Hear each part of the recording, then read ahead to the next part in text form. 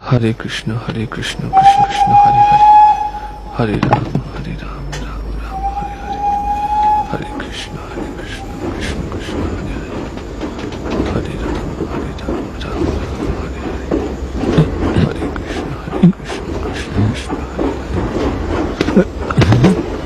দাঁড়ান,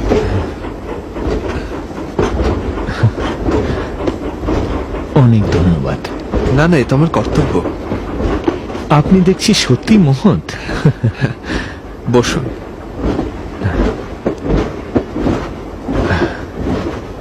যাচ্ছেন কোথায়? দিল্লি যাচ্ছি। আচ্ছা, আপনি দিল্লিতে থাকেন? না, থাকি প্রয়াগে। দিল্লি যাচ্ছি ব্যবসার কাজে। ও, কিসের ব্যবসা করেন? আমি ডাক্তারি ওষুধপত্র বিক্রি করি। সেই ওষুধ কি নিজেই তৈরি করেন? না, আমি কলকাতা থেকে আসা ওষুধ বিক্রি করি। চা দেবো নাকি বাবু? চা নেবেন নাকি? চা ও, চা চাওয়ালা। গরম চা চা দেবো নাকি? দুভার দাও। না না, আমি খাইনি। আপনি চা খান না কেন? কারণ এতে আসক্তি জন্মায়।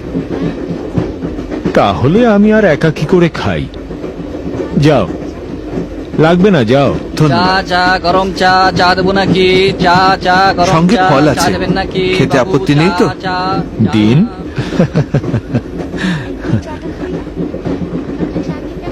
নিন। ধন্যবাদ।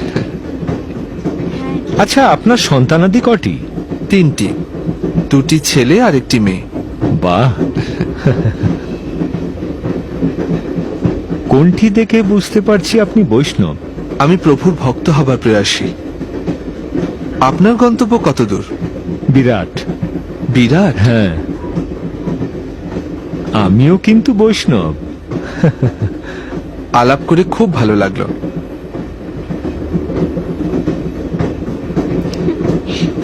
মা দেখো, বাইরে কত সুন্দর হাওয়া দিচ্ছে। তো অন্ধকার হয়ে গেছে, দেখো আমার তো এসে খুব সুন্দর লাগছে।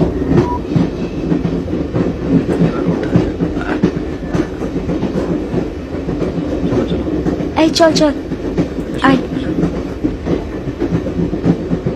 হ্যাঁ চলো চলো, স্টেশনে এসে গেছে, চলো নামতে হবে, চলো। চলো আগে দাঁড়াবে, এসে গেছে।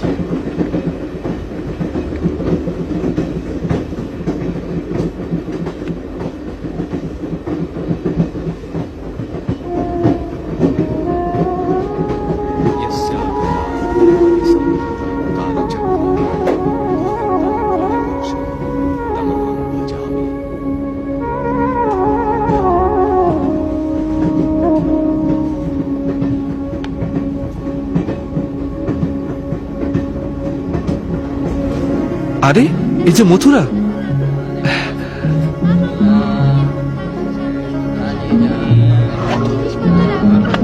আমি এখানেই নামবো। আশা করি আবার দেখা হবে।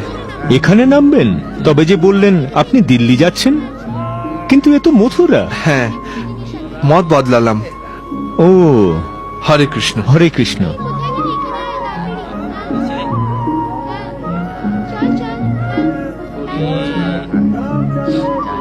গরম করি গরম করি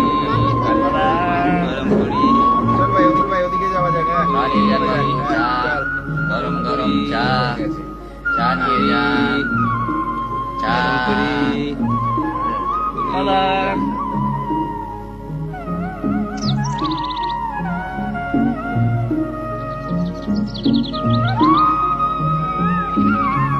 একটু শুনবেন? আমাকে বলছেন? বলতে পারেন এখানে ভক্তি প্রদীপ তীর্থ মহারাজকে কোথায় পাবো? একই অভয় বাবু, কি আশ্চর্য ব্যাপার! আপনি এখানে? এটাই ব্রজমণ্ডল পরিক্রমা। কখন এলেন? এক্ষুনি। এত ভালো লাগছে, আর আপনাকে দেখে আরো ভালো লাগছে।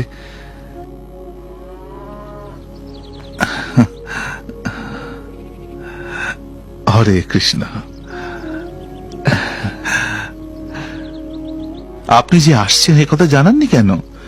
তাহলে আপনাকে আনার জন্য কাউকে স্টেশনে পাঠিয়ে দিতাম। আসলে আমি দিল্লি যাচ্ছিলাম, কিন্তু ট্রেনটা যেই মথুরায় থামলো অমনি নেমে সোজা চলে এলাম। এরকম কাজ শুধু আপনার দ্বারাই সম্ভব অভয় বাবু। আসুন, এখানে আপনার থাকার একটা ব্যবস্থা করে দিই। মহারাজ, আমাকে নিয়ে ব্যস্ত হবেন না, আমি জায়গা খুঁজে নেব। না না, আপনি আমাদের বিশিষ্ট অতিথি, আর আপনার সেবা করা আমাদের কর্তব্য। স্নানাহারের পর আপনাকে শ্রীলা প্রভুপাদের কাছে নিয়ে যাব, তিনি আপনাকে দেখে খুশি হবেন। ওকে, এখন দেখতে পারি না? আপনার আকুলতা দেখে আমাকে সম্মত হতেই হচ্ছে।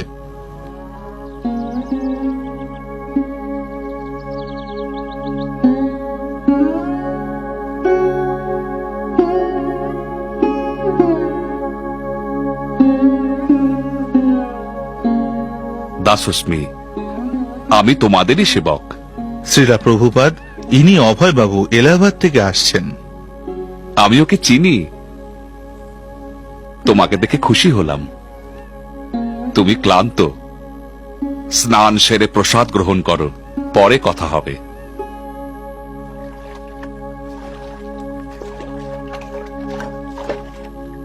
শ্রীলা প্রভুপাদ এই উদ্দেশ্যেই আবির্ভূত হয়েছেন অভয়বাবু।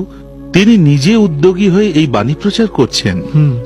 তিনি সর্বত্র প্রচার কেন্দ্র প্রতিষ্ঠা করেছেন, সেই সঙ্গে আধ্যাত্মিক তথ্যের প্রকাশ ও বিতরণও করছেন। চমৎকার। তিনি সবাইকে নিয়োগ করছেন শ্রী চৈতন্য মহাপ্রভুর এই প্রচার ব্রতে।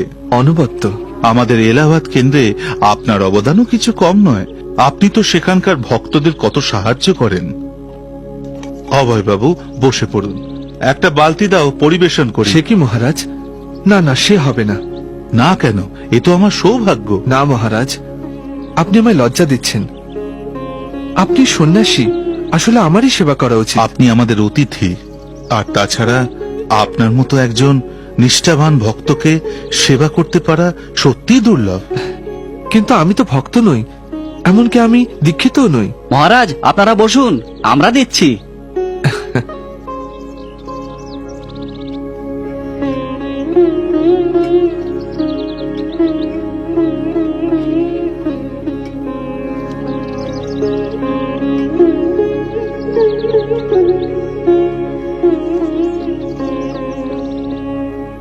অভয়বাবু, ঈশ্বরের প্রতি ভক্তের প্রেম বাহ্যিক লোকাচারের উপর কখনোই নির্ভরশীল নয়। শুচিশুদ্ধ হৃদয় দিয়েই সর্বদা ঈশ্বরের সঙ্গে সম্পর্ক গড়া যায়। তীর্থ মহারাজ, আমি শুনেছি প্রকৃত ভক্ত সারা জগতের আর সকলকেই ভক্ত বলে মনে করে, আর আপনার আচরণেই তা সুস্পষ্ট। জানেন অভয়বাবু, শ্রীলা প্রভুপাদ আপনাকে দেখেই যেভাবে বললেন আমি ওকে চিনি, তখনই আমি বুঝেছিলাম ওর সঙ্গে আপনার সম্পর্ক শুধুমাত্র এই জন্মের নয়, জন্ম জন্মান্তরের।